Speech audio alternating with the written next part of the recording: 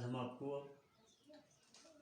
प्रकृति के सुकुमार कवि सुमित्रा नंदन पंत, जिनका जन्म उत्तराखंड अल्मोड़ा जिले के कौसानी नामक गांव में हुआ है, हिमालय की सुरम्य वादियों के बीच में। तो आपने प्रकृति के सुकुमार कवि हैं, आप प्रकृति के ही बारे में आपने इतना सुंदर लिखा हुआ है कि वो रोमांचित करती है। जो आपके पाठ्यक्रम में है ग्रामश्री, वास्तव में ग्रामश्री कविता के द्वारा कवि ने जो है एक सुंदर प्राकृतिक भूभाग में, जैसा हमारा ये उत्तराखंड है, तो इसकी सुषमा का और समृद्धि का मनोहारी वर्णन किया हुआ है। और खेतों में दूर तलक हरियाली है। जब सुबह का दृश्य है तो उसमें ओस पड़ी हुई है पौधों में, तिनकों में, घास के तिनकों में, तो वो चमक रही है चांदी के, ऐसे लगे जैसे कोई जाली होगी। इसी प्रकार से मटर, पालक, धनिया, लह पालक, महमह धनिया, लह पालक, आप पढ़ेंगे आगे, सरसों, छीमी, इनकी कविताएं ही इतनी शानदार हैं कि प्रकृति के बिल्कुल जुड़ी हुई हैं।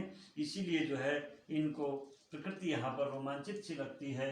तो हम इसको देखते हैं। इसके दृश्य को पढ़ाने से पहले आप एक कल्पना कीजिए अपने मस्तिष्क में कि हम एक ऊंचे गांव में ऊपर गए हैं, नीचे आपको, फिर जब आप ऊपर चले जाते हैं नीचे आपको एक नदी का किनारा दिखाई दे रहा है, खेत दिखाई दे रहे हैं सीढ़ीदार। हमारे यहाँ गाँव में सीढ़ीदार खेत होते हैं, ऐसे ही पहाड़ होता है, तो यहाँ कंटूर खेती है, सीढ़ीदार खेत होते हैं।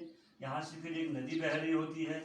ये सुंदर दृश्य आप देखिए नदी के साथ, तो आप यहाँ पर से देखेंगे खेत ही खेत दिखाई देते हैं, चमकते हुए खेत। और जब सुबह का दृश्य होता है तो ओस की बूंदें चमकती हैं, प्रिज्म होता है, जैसे प्रिज्म में अगर प्रकाश पड़ता है तो यहाँ फैल जाता है, रंगी सतरंगी हो जाती है, तो ऐसी रेत भी सतरंगी हो रही है।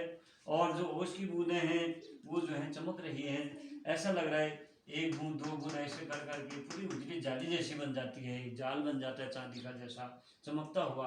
तो उसी का इसमें वर्णन है। हम आज केवल इसका पहला खंड लेते हैं, जिसमें है कविता का शानदार दृश्य। फैली खेतों में दूर तलक, फैली खेतों में दूर तलक। हम शुद्ध वाचन करेंगे, आप अनुकरण वाचन करेंगे, फिर हम सस्वर वाचन करेंगे। फैली खेतों में दूर तलक, मखमल की कोमल हरियाली, लिपटी जिससे रवि की किरणें, लिपटी जिससे रवि की किरणें, चांदी की सी उजली जाली। तिनकों के हरे हरे तन पर, तिनकों के हरे हरे तन पर, हिल हरित रुधिर है रहा झलक।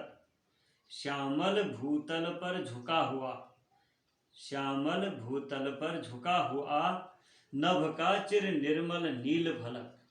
ये कविता का आप शब्दों का चयन करेंगे सही ढंग से। सस्वर वाचन करने के लिए सबसे जरूरी ये होता है, अनुकरण वाचन के लिए भी ये जरूरी होता है कि आप अक्षरों का ध्यान रखें। जैसे हुआ कहते हैं हमारा, हुआ नहीं, हुआ, लिपटी नहीं, लिपटी।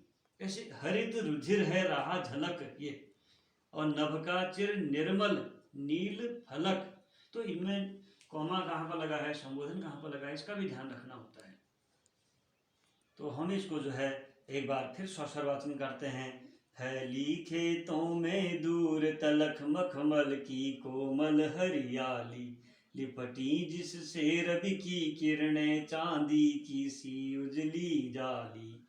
तिनकों के हरे हरे तन पर, तिनकों के हरे हरे तन पर, हिल हरित रुधिर है रहा झलक। श्यामल भूतल पर झुका हुआ, श्यामल भूतल पर झुका हुआ, नभ का चिर निर्मल नील फलक। फैली खेतों में दूर तलक, मखमल की कोमल हरियाली, लिपटी जिससे रवि की किरणें, चांदी की सी उजली जाली। तिनकों के हरे हरे तन पर, हिल हरित रुधिर है रहा झलक। श्यामल भूतल पर झुका हुआ, नभ का निर्मल, नभ का चिर निर्मल नील फलक। फैली खेतों में दूर तलक, फैली खेतों में दूर तलक अर्थात खेतों में दूर तलक हरियाली फैली हुई है। मखमल की जैसी, मखमल अर्थात मुलायम कोमल, हरियाली फैली हुई है, खेतों में हरियाली है। लिपटी जिससे रवि की किरणें, रवि अर्थात सूर्य की किरणें जिससे लिपट रहे हैं, अर्थात सूर्य की किरणें उनमें जब चमक रही, ओस पड़ी हुई, मैंने बताया आपको भी।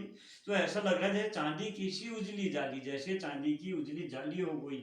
यहाँ पर रूपक और उपमा अलंकार दोनों है एक साथ। तिनकों के हरे हरे तन पर, और तिनकों के जो तिनके घास के, उनके हरे हरे तन पर, शरीर पर हिल हरित रुधिर है रहा झलक, अर्थात हिल रहा तो ऐसा लग रहा लाल हरा, लाल हरा, क्योंकि हरा उसका रंग है तिनके का, और लाल सूर्य की किरणों से वो चमक रहा है, उसको होश होने की वजह तो लाल लग रहा है, तो लाल हरित रहा झलक, झलक रहा है अर्थात सुंदर दिखाई दे रहा है। श्यामल भूतल पर झुका हुआ, अब हम ऊपर ऊंचाई में गए हैं पहाड़ की, तो वहां से पहाड़ में ऊंचाई दिखता है हमको कि धरती और आसमान ऐसे मिल रहे हैं आपस में, ऐसा लगता है वहां से देखने में।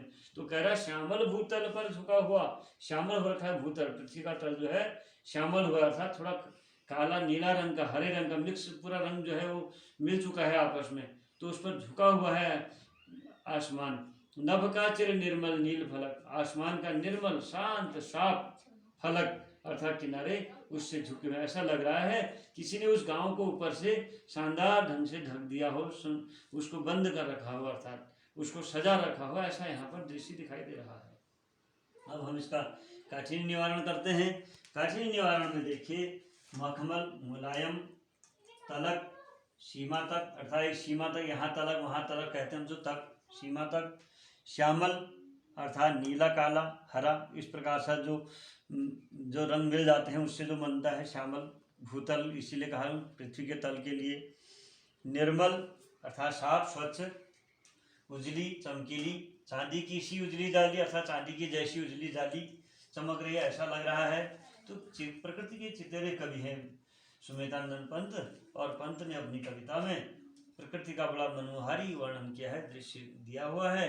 आप इसको सीखिए, समझिए, जहाँ पर कोई कठिनाई होती है आप मुझसे कहिए, हमारा संपर्क आपस में बना रहेगा।